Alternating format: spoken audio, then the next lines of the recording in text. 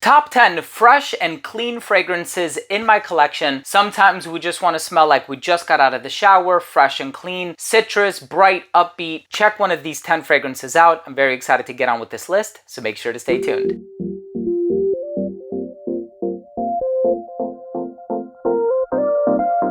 Now, before I begin today's episode and I tell you about these 10 fresh and clean fragrances in my collection, why they work so well for me, what is so fresh and clean about them, and why I enjoy them, I want to start the video off first by saying that if you're a fan of fragrance-related content, and of course, if you love smelling your best, hit subscribe, hit the bell, and give this video a thumbs up for the YouTube algorithm. It would really mean a lot to me. So, the good news is that a lot of these, maybe not all, but a lot of these can be sampled at ScentSplit.com.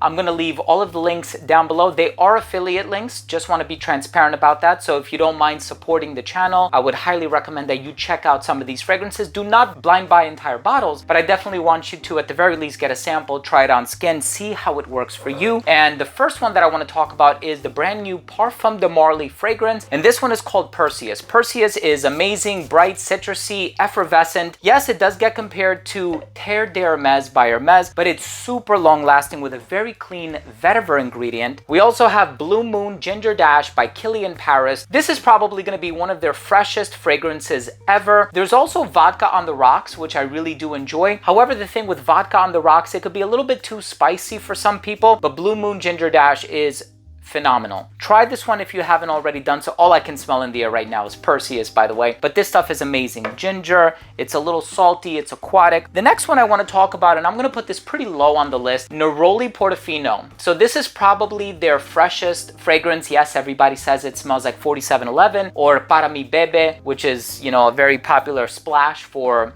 babies and whatnot. This stuff is really bright, but it doesn't last. That's the downfall. Cedra Boise by Mancera. This fragrance gets compared to Creed Aventus. It does have that citrusy pineapple opening, but it's a bit fresher, I would say. For me, Aventus, especially depending on what batch you check out, it can get a bit sweet and vanillic in the dry down. This one completely abstains from any type of sweetness. We also really enjoy Arakis by Spirit of Kings. This one is in the same family as Bulgari Tiger. So that bright, citrusy, upbeat, effervescent quality that's found in here with the ginger, the bergamot, the ambroxan. It's really well done. Of course, another fragrance that gets compared to that DNA is Vibrato by Sospiro. Both of these, by the way, are incredibly long lasting. So if you're having longevity problems with Bulgari Tiger, I would highly suggest checking out one of these two fragrances. And of course, this one is a staple. I've had this in my collection for so many years. I purchased it right around the time when it came out. I want to say this is Elysium by Roja Parfum. This fragrance is so bright and citrusy. There's this clean violet leaf ingredient in here. You have some smooth woods, but tons and tons of citrus. Elysium is fantastic. We also have this fragrance by Bon Parfumeur. This is 001. So this one is really just orange blossom, petitgrain, and bergamot. It's in the same family as Neroli Portofino, but it's a lot